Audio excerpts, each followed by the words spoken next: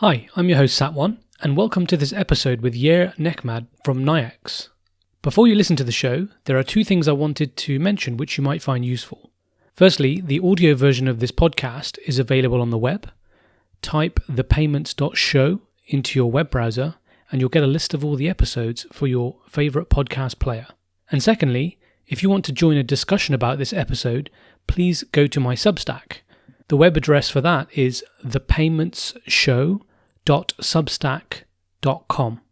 You'll also find the PDF transcript for this episode on there as well. Thanks and enjoy the episode.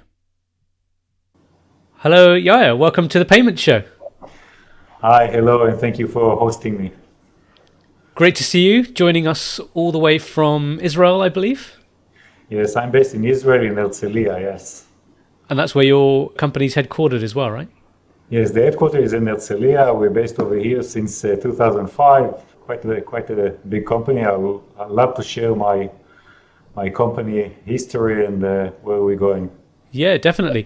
I didn't realize that your company had been around for that amount of time. A lot of Israeli companies I've dealt with in the past working in IT have been startups and all sorts in Tel Aviv especially. So it's interesting to hear from a company that's been around for a bit longer. So it'd be great to see your journey and how that went. Sure thing. I'll start by giving you an introduction. So Yair, you're the founder of Nayax. It's actually a publicly listed company. I'd not heard of you guys before. So you're listed on the NASDAQ, and Nayax provides businesses with payment solutions, not just for point of sale, but unattended retail. So things like vending machines, EV chargers, car washes, and a lot more examples that we'll go into later. And to set the scene, I'd love to start off with some stats. I'll start off with a big one, which is that the vending machine industry alone is expected to reach about $146 billion by 2027. So those numbers are from businesswire.com. I've seen on CNBC that some of your customers make about 30 grand a month from cashless payment solutions, which is pretty impressive. Laundries, for example, the owners can generate 49% more revenue with cashless card readers. And so, yeah, there's a whole bunch of great stats there, based on using your solution. So it'd be great for you to give an introduction to your company and a general overview as a good start, I think. Yeah, excellent. Actually, the start is correct to the best of our knowledge. Sometimes it's moving, higher stats and lower stats, but the general numbers are correct. Coming back to Nayax, we started the business in 2005. We started the business of payment to the vending machines, to the unattended vending machines. And we came with a solution that come to be, I think, the best scaling business as we are today, because we are providing a one-stop solution. We are providing the payment part, we're providing the telemetry part, we're providing the payment facilitating, we're providing mobile app. So it's like a enterprise solution for the very small merchants in unattended. When we're stating unattended, we're talking about not just vending today, we're talking about the kiddie rides, the laundromats, the EV chargers, the car wash. There are like 44 verticals. And Nayax is acting in more than 70 countries, doing the same thing in terms of one-stop solution, end-to-end, that generating quite big customer base, at more than 50,000 customers around the globe. And today, for example, the transaction run rate on a monthly basis is more than 155 million transactions a month, meaning that we're doing potentially this year 2 billion transactions. And all of this is under what they call a very low ticket transaction, less than a $2 or 2.30 cent a transaction. That's the unique about what we're doing in the way that we're operating, doing this on a global scale. Yeah, and I wanted to expand on that, what you said about the low ticket items. The use cases are quite significant. So there were things like payment systems on, massage chairs that you see at the airports, amusement rides, air and vacuum, maybe at the gas station, kiosks, photo booths. So there's a whole bunch. And to be fair, I always did wonder who where did these systems come from? Who looks after them? So it's actually great to get a company on the show that is looking after that world. So yeah, a very high volume of transactions, but low value. Correct. One thing I wanted to ask about that is, all retailers complain about the fees for using a card for, well, first of all, just in general, the 2.75%, nobody likes paying that. Yeah. But it would be interesting to know how, if you're implementing card payments on all these low value transactions, how do they generate profit? Because the fee is quite high relative to the transaction value. So what's different in your case with your solutions? So I think the way to look at this from customer point of view, and that's what they're doing, is the total cost of ownership of the service altogether. So because it's blended between the backend services with all the ability of operational level that manage the machine remotely. Remember that the customer that start with cash, he has no transparency regarding what happened to the machine after he left the machine and put the inventory in. Just the cadence of the next week, he will come to the machine, he'll see what happened. He knows exactly what's going on the coin mech regarding the amount of cash that he has to collect, regarding the inventory. Some cases he has some prediction, but it's not really what you call a way to operate in this area, the businesses. So when we coming and we are providing a solution, we're not just providing the payment. Of course, the payment is the center of gravity of what we're doing, but we are offering also the backend offering of managing the inventory, managing the route driver, managing the feel of the machine. And also we're giving the mobile app regarding all the ability of the customers to put his consumers and to realize the consumers, whether it is employees with the policy behind this on top of it, or maybe this is a restaurant card, or maybe this open loop transaction, which he couldn't accept before this with cash. Today, when he having what you call the Nayax platform, payment platform with the operational, with the IoT part, he's gaining much more value that he can suggest to his consumers and gain much more efficiency in the way that he's operating. Coming back to the question, it's all about the total cost of ownership. If you calculate total cost of ownership of cash, don't forget to collect the cash, it costs money. To count cash, it costs money. To deposit cash, it costs money. There is a shrinkage in the cash. There is the coin mechanism that has some gems and the cost of the coin mechanism. Altogether, the industry is measuring this around 5 to 7% cost of what you call managing cash. The total system of Nayax as a whole, as a platform, is not crossing this 7%. So it's not big. It's not a no-brainer for them, to implement a solution that can gain more revenue for them and make them more efficient. And the cost behind this is lower than 7%. That's the whole trick about fitting the services into the unattended market of the low value ticket.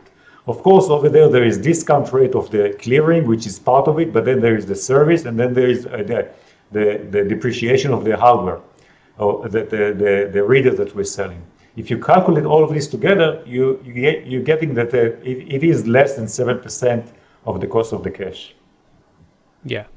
Okay. When you put it like that, 7% is significant for low margin but high volume businesses. Yeah. Okay. Makes sense. But this is power to the cash. So, and the value behind is that usually cashless is uplifting the volume of the machine 25% to 35%. And in terms of the cost, it's reducing your cost operation in 25 to 35%. So imagine the productivity per employee, the route driver. If you have 5 routes of vending machine, you can operate with online system for employees to serve the same level of machines.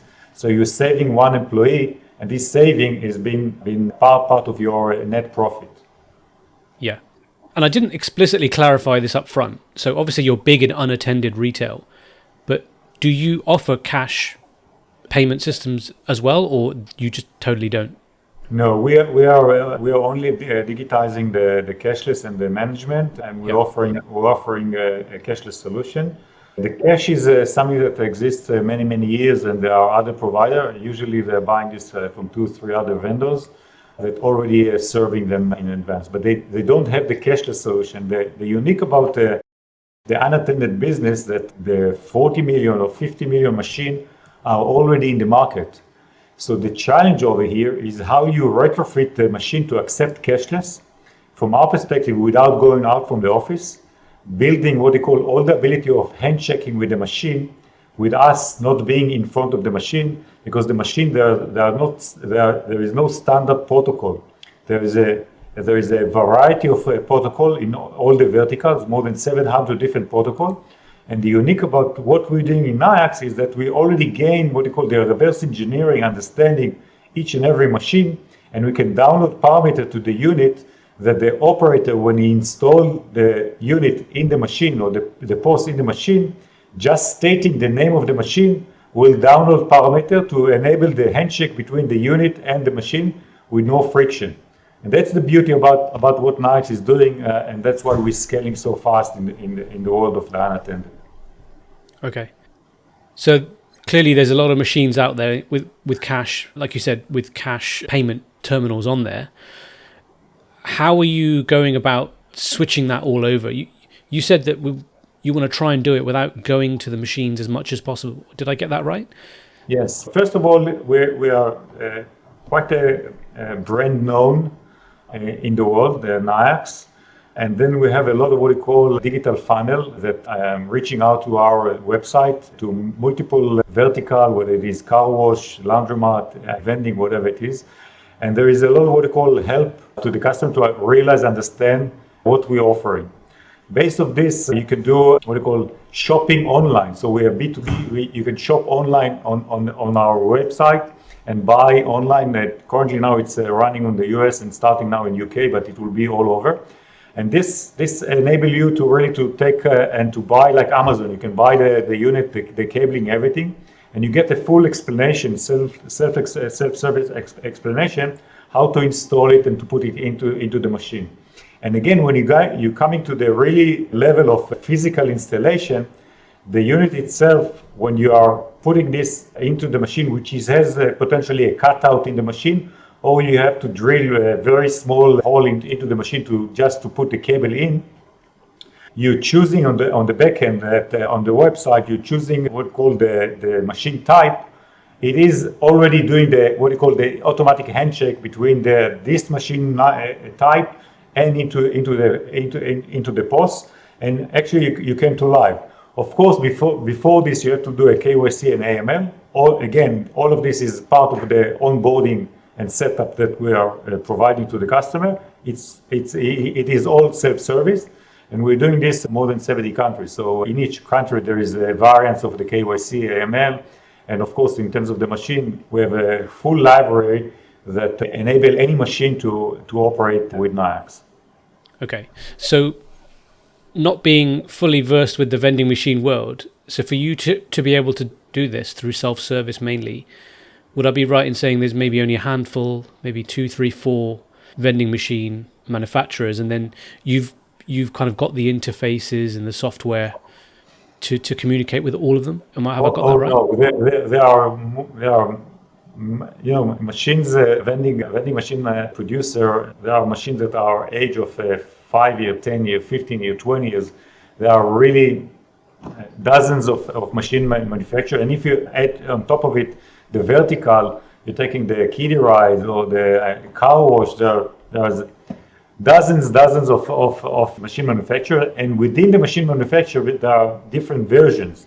So that's why we're saying that we are holding around 7 different protocol automatically be dispensed by parameter into the unit in order to do the handshake.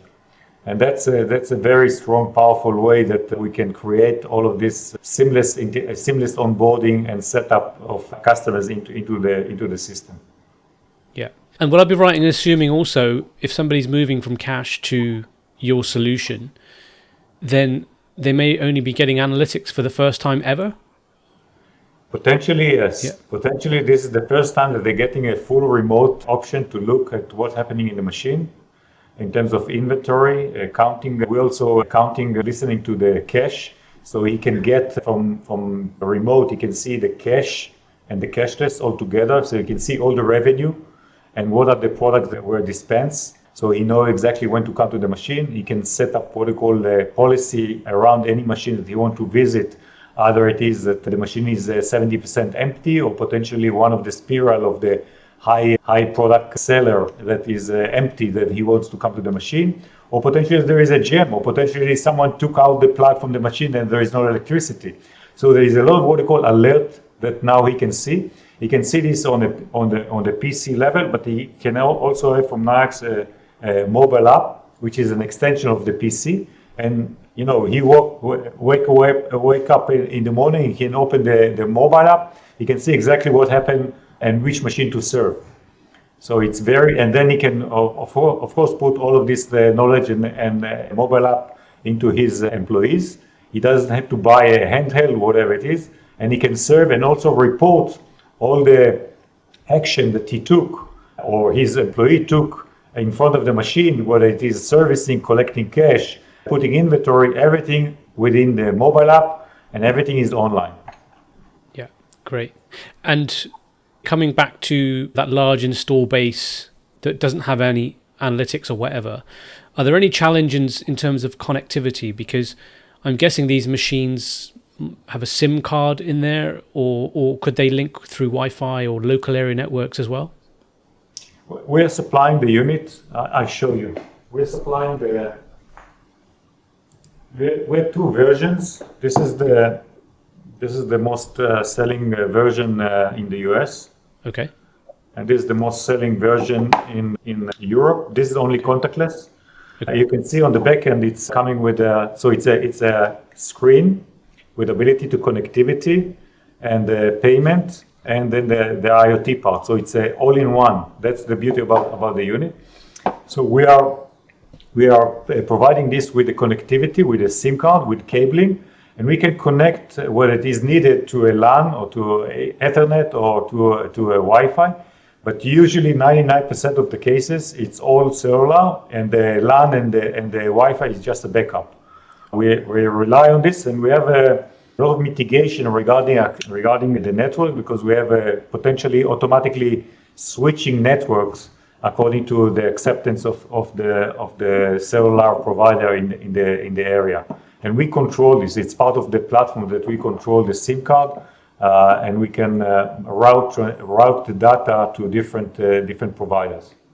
And you can have a waterfall system as well. So if one network fails, it switches to another. Absolutely, it's called IMSI. You can switch IMSIs, and you can switch between the network. It's part of the new solution that coming now to the market, because it was not in 2005. So we have old legacy that cannot carry this, but for sure the new one carry what you call multiple IMSIs, and then you can switch between the networks. It's a bunch of networks, not just one network. You can switch between two aggregated network against two aggregated network, because it's like a redundancy on top of a redundancy.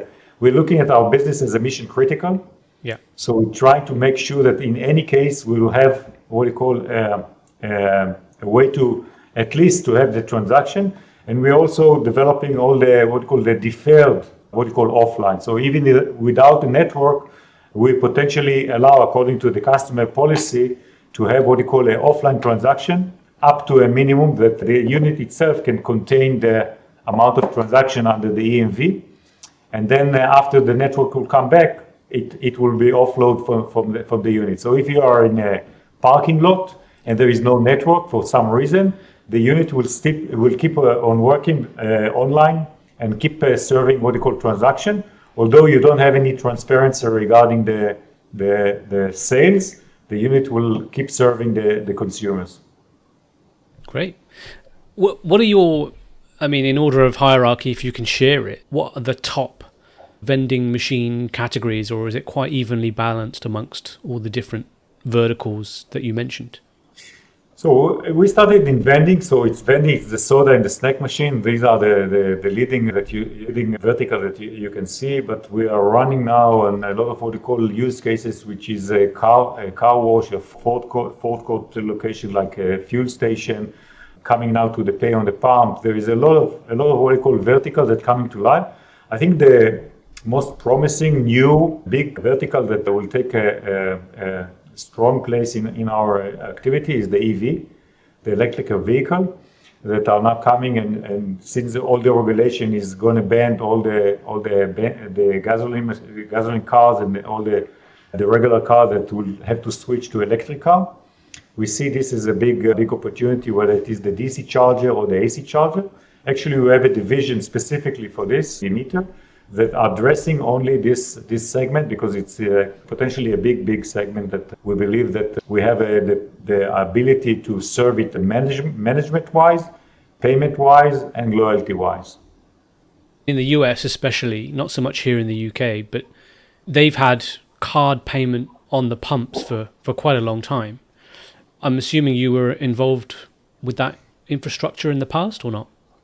No, in the past not. I think today the market is changing. Not all of it is pay on the pump. There are still the ones that are not pay on the pump. We see a lot of opportunities coming in because customers want to have in the parking lot the EV, and then they have a coffee machine inside their groceries, and then they have the attended, which we have also a solution. And they came to us that they want to also the pay on the pump for a lot of reasons. The pay on the pump is being replaced once in 7 years. Once in 5 years, and this replacement is according to regulation, according to the cellular provider, according to a lot of things, and we see this a potential opportunity that coming toward to us because they are requesting us to give them the same unattended experience that we're giving. And since we see this as part of our core business, unattended, and we have knowledge, and we bought some companies around the fuel area, we have now a better grip on the industry. And we can serve them with much higher level of solution that carry Android POS solution with the payment, with engagement, with loyalty, with fleet card, a lot of what they call specifically journeys, consumers' behavior of buying and purchasing, payment and purchasing in the forecourt. Yeah, great. Which countries do you mainly operate in? Today we're serving 70 countries, so from New Zealand, Australia, Japan, China, all over Europe, North America, Latin America, South Africa, UAE, altogether 70 countries. And every year we're extending at least 1 or 2 countries. So it depends on the ROI of the investment. There is a lot of what we call barriers and investment to get into a country, or in terms of the acquiring, we are card present. So we have to get an access to the network at the local currency. Today we're connecting to more than 45 acquirers around the globe. That's how we cover the globe as a card present solution. It's not an e-com solution. It's much more complex to get into what we call like-to-like card present solution. And we have in each country, it's not enough. You have to cover also the local card scheme. Sometimes it's restaurant cards, sometimes it's other local debit cards. And if you don't come together, all of this, the open loop and the what we call card scheme, the local card scheme, with a full solution, it will not work. And this investment can take time and money. Usually it's a few $100,000, and we need to have a justification of a use case to get into a new country. Yeah, I've seen multiple stats over the past few years that wherever a new payment company launches, if they don't, or retailer should I say, if they don't have local payment methods, the conversion just slumps. So yeah, exactly. It's very important. Sometimes this local card scheme is just 1 or 2% or 3% of the volume, but this is holding you back because it's like a marketing position. You don't have it, so we don't want to do business with you. So we have to come to cover like 99.99% of the card that are available in the country in order to really to make sure that we can scale with the business territory. The team that in your company that has to deal with going into a new country got to have a lot of patience and perseverance. We're quite big. We're mid-sized. We are around 760 employees. 500 of them are based over here in Herzliya, and the rest of them are in 9 subsidiary companies around the globe. And then we have, of course, partners and distributors around the globe to cover the 70 countries. But over here, the expertise of payment, integration, and delivery and certification is quite extensive. Yeah. You mentioned you were in Japan, as well as many countries around the world. I think it's pretty common knowledge that Japan is the number one vending machine place in the world. Is that still true, or is it true? It's per capita. It's the condensed one in the world, and they carry I think 2.7 million vending machine, and then there is another 2 million other unattended machine. But it's also the most conservative and cultural barrier to get into a country. So it's quite difficult. We are running the business more than 4 or 5 years in Japan. We gain just a few, I think 20, 30,000 units, which is not good enough from our perspective, but it's very promising. Very, very promising market, very difficult market. There is a lot of what we call local card schemes. And on top of it, there is a high requirement of service, which is different from the Western world. It's really, really high requirement of services. And we're dealing with this. For us, it's a promising market, and we are stubborn. We'll stay there until we succeed to make it to the next level of scaling. Yeah, you reminded me, I read it a long time ago, Richard Branson's book, his autobiography, and he was saying how in one of the chapters that Virgin Music, one of their biggest markets was Japan, and he was talking about how many Western companies that he'd spoken to said, oh yeah, we've never succeeded in Japan, we kind of just came back home with tail between our legs. And he said, I've never found it a problem because I've always partnered with local companies there as opposed to going in as Virgin by themselves. And he said the partnering thing works quite well there. So that reminded me of something I read a long time ago. We have a team in Japan. It's all Japan. They're all Japanese. Although it's a Nayax KK, it's our own subsidiary. But we're working with partners, of course. You cannot really succeed without being involved with the local community, with the local business partners. There is no way that you will succeed as a Western company just directly selling to Japanese. No way. So that leads me to ask, just out of interest, what's the next 1 or 2 or 3 countries in terms of the number of vending machines? It'd be good to get a landscape of what's out there. We extended ourselves. We're not just unattended vending or just unattended. We extended ourselves also to the EV, which is unattended, but in a different form. And also we have a retail division. So now we are much more open to other countries to come in because the ROI on all this offer is much better from our perspective. And we're looking at the Latin America market. We're looking more into the Middle East because we're not covering totally the Middle East countries beside the UAE. And of course, the Far East is, again, part of the big population around the globe. The globe is in the Far East. There is different challenges over there because the way that they're using the payment is mostly on the phone, mostly on combination of local cards and QR code. But we still see there a lot of opportunities. So we try to reach out to the 200 countries in 5-7 years from now, based on the offering that we're having. And not for sure that we see everything, but we for sure being relevant for customers that are addressing a lot of pains coming to us, and then we say, hey, why not? We can do it. We can serve you. If you commit to us, we will commit to deliver you a solution. Yeah. So we have an initiative, but also we are quite a good listener to any opportunity coming toward us if it makes sense in terms of the return.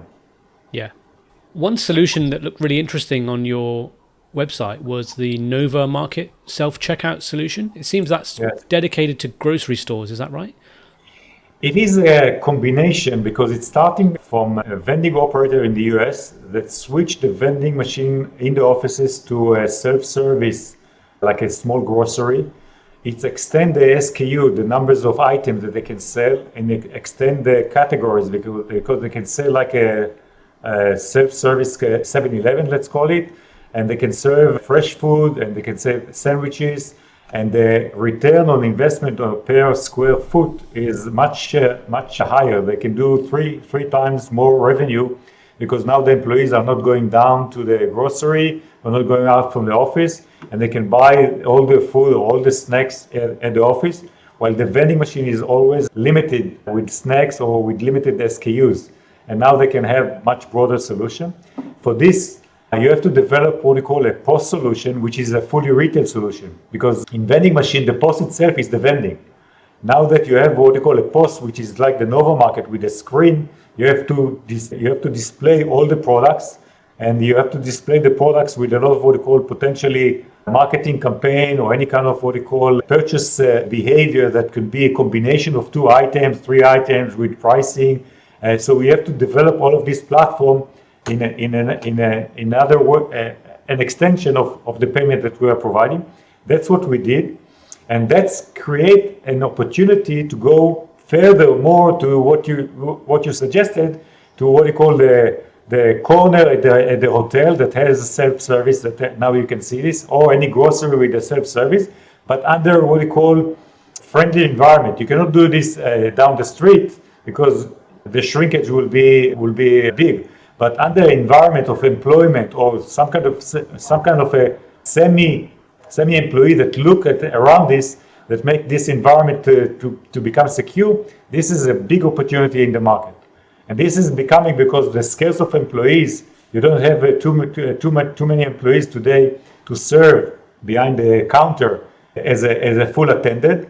So you can now have a solution which is a self-unattended with the same aspect of SKUs, and the employee can be potentially, the person on the hotel is the one that's in charge also of this kind of a small corner of grocery, let's call it like this. Yeah, I understand. Actually, it's got me thinking. So far, I've been thinking in terms of unattended solutions of replacing staff. But really, it's just sort of occurred to me that you're actually implementing totally new markets as well. So, okay, a vending machine might replace some staff in a grocery sort of context, but electric car charging has not existed, and you're going to need staff to maintain those systems. And just sort of thinking out loud, what kind of other scenarios have you got where you're implementing net new solutions which you just couldn't do before with cash-based payments? So I think you mentioned this. The EV will be only on cashless solution and digital payment and management. They cannot do otherwise. Yeah. I'm still thinking, are there any others? The self-serve unattended is coming to morphing the business processes in many places. I've been recently, I think it was in the UK, and I stepped into one of the groceries, and I saw 24 bays of self-service, and then I stepped further to the store. There was another 5 big bays of a self-service. So imagine what was it like, the processes like 5 years ago, and how it is right now. It's changing all the aspects of footprint on the checkout, how it looks like, and how the consumers are behaving, and how many employees are behind this. So the grocer potentially put more employees and other aspects of the store to better service, or he has no other choice but to save money because the pressure on the pricing is so high. So he has to put what you call less of employees. So it's morphing the retail to become more close to the unattended version, to the self-service version, where we are quite a very strong player. So this is, I think, the most unique, and it's global. It's coming to all the Western countries. You can see this airport. You can see now most of the airports. The whole airport is one restaurant. You order from the table, and they come to you remotely. You not look at McDonald's. All McDonald's became to be like a self-service. There is no attendant. It's only taking food out from the counter. That's it. Yeah. This is the change, the big change that created different business processes in the retail. Yeah, absolutely. A big area that we've only lightly touched on so far is around loyalty and engagement with the customer. I did see that you offer digital receipts as a basic part of your solution. I say basic, but I don't know about where you are, but most places in the UK you can't even get a digital receipt, let alone anything else. It'd be great for you to expand on how that's changing businesses and increasing their revenues and profits. I think this is the most important point that we're looking into the future. If we can imagine what is the pain and what customers needs into the future, it is managing their customer base. If we take the way that customers are reaching out to new consumers, whether it is digital, they're paying a lot of money to reach for new consumers coming into the store. And today, with the new cookie policy and everything, they're really losing track on the customers. They don't know their consumers, and they're not utilizing to the full efficiency of the relationship with existing consumers that coming into the store with a very simple method, which is a platform that we built, which is the digital receipt. And we believe the ability of a digital receipt, which actually it's a landing page. When you receive the digital receipt, you receive the receipt out of the printer as it was a printed, but actually it's a landing page with ability to the customer to communicate with the consumer. If the consumer is just anonymous, it's also okay, because you create what you call an audience. And this audience can be also targeted in Facebook or Google, whatever it is, but at least you have what you call some kind of a form of who are your consumer. And then the efficiency is quite high. And that's part of the platform that we're offering as a marketing option for the customer. And then if he also accept what they call the ability of GDPR acceptance of data, we can know better about the consumer. By doing this, he actually joined the club. That's it. He is a club member. By being a club member, you have his email, you have potentially his phone, and you can really address this digitized and really show him, new product, open new store, create a kind of a campaign again to him, suggest any kind of offer you didn't visit. So he's becoming a member of the club. And today, to create a member of the club is so hard because you have to fill the form. Nobody's filling the form. But the digital receipt, with one click, you're part of the club. That's the beauty about this. You can create even a very simple campaign with SMS. Just SMS campaign. You can do an SMS campaign and put this to all your consumer. It's quite easy, and you get foot in the door. We have some strong FMCG like McDonald's and others that are using the system. They're creating what we call consumers into the door. Very, very impact and very, very low cost. And I think this is we're trying to put what we always saying, enterprise solution to the merchant in order to succeed to maintain their consumer. They have to maintain their consumer, and this is the best efficient way, because each and every consumer can be repeat consumer. That's what you have to deal with. Yeah, agreed. In my opinion. Yeah, absolutely. Otherwise, you're just in a race to the bottom of cutting prices. All the time. And in an Amazon world, Walmart world, you're going to lose that battle if you're just competing on price. You offer quite a considerable platform with a lot of depth. It's omni-channel, you've got e-commerce, you've got Unattended, you've got POS, and now you've mentioned your marketing and loyalty side of things as well. So it'd be interesting to know how you charge businesses, what your business model is. How does that work?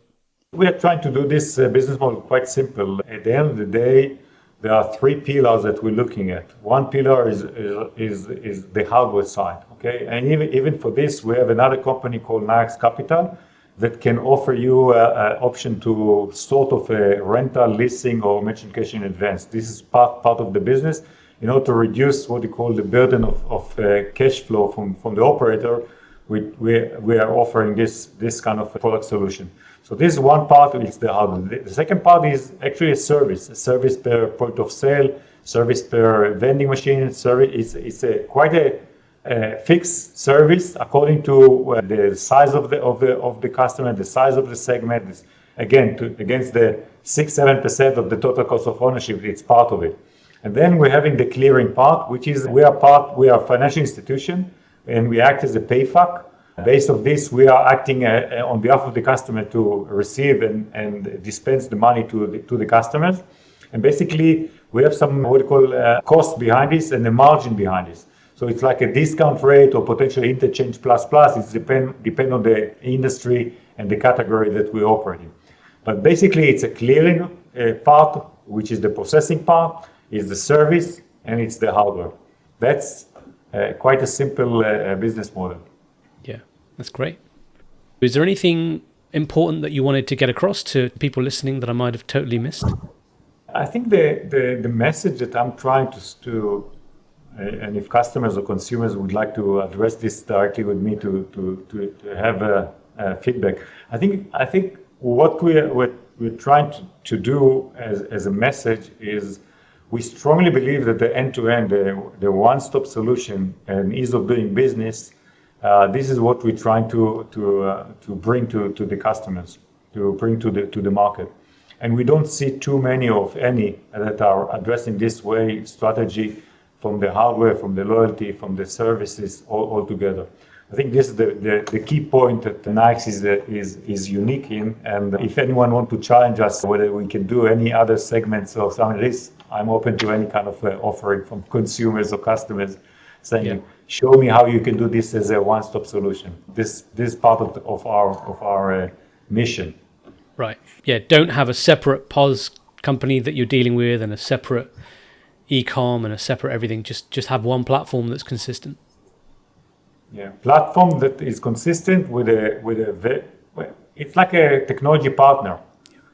We'd like to see ourselves as a technology partner for the customer with a full responsibility on all the aspects of the processes of the buying behavior and the purchase behavior. That's an important question that I didn't ask. So I think it's because you said customers come on your website and buy directly mainly. Because a lot of payment companies I've had on the show deal through partners, and other ISVs and technology companies build their payments into their solutions as opposed to dealing directly. So you mainly deal direct. We have partners, of course, and not all the basically the online is not really that big now, but we have what we call the website, we have the inside sales, we have the referral, we have social, we have foot on the ground of salespeople, we have trade show. All the funnels are part of our business, and that's how we are scaling. And in terms of partnership, we in some cases, some customer want to have his POS, that's okay, I don't care. Some partner want to have his terminal, and we have to do the processing and part of the other service, that's also okay. We think that whatever we do, trying to see that the business is not just to sell, the business is how you serve. It's all about the after selling. It's the service.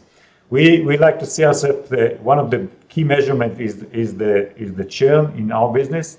The churn is quite low, and it's public knowledge. It's less than 3%. It's very very low churn rate, and this is on a massive of what you call small merchants. It's quite unique. And that's because we are taking ownership on the full service. When it is a combination of other partners, it's okay. We can share, we have revenue share with others. But the idea that the customer has to have what you call a one-stop, what you call phone call, or addressing any issue that he has. Because as we all know, payment is a moving target. I'm calling it payment is always changing. Payment is related to the processes of consumer journeys. Consumers' journeys are changing, so payment is changing. It's all combined together. And we're trying to be a technology partner that's serving any use case that customer has or want to address. We can serve this. Okay, great. If people want to get in touch with you guys and see what you offer, your website is nayax.com. That's nayax.com. And on Twitter, you're at Nayax Global. Are there any other comments you want to make on engaging? The best thing to touch with us is through the website, and over there is a lot of what we call knowledge about what we're doing, and of course there is a contact us, and anyone can reach out to us. I think the next 6 to 12 months I can say the following, okay, even more than this. We stated to the investors, since we are a public company, we give me some guidance. And based on this, we also had a few investor days, and in the last one, we also stated that we're inspired to become a $1 billion company revenue by the year 27-28, and we're going to be potentially a very profitable company in that year. In terms of operational wise, we are growing quite significantly in all categories, like the unattended, the retail, the EV. We have a company also for the food court, for the family entertainment centers. So all of this is coming. As I stated, if any customer want to challenge us regarding any option that we are not serving yet, or he wants to join the Nayax platform, I'm inviting any of the listeners to come on board. Great stuff. Excellent. Well, I think that's a good point to end it. Really appreciate your time. That was quite educational and really interesting to learn about this market, which I hadn't really personally considered before at all. And it's good to know who's behind all those vending machines that you see out there in the world everywhere. So thank you. Excellent. Thank you very much. Thank you all. All the best in future. Thanks.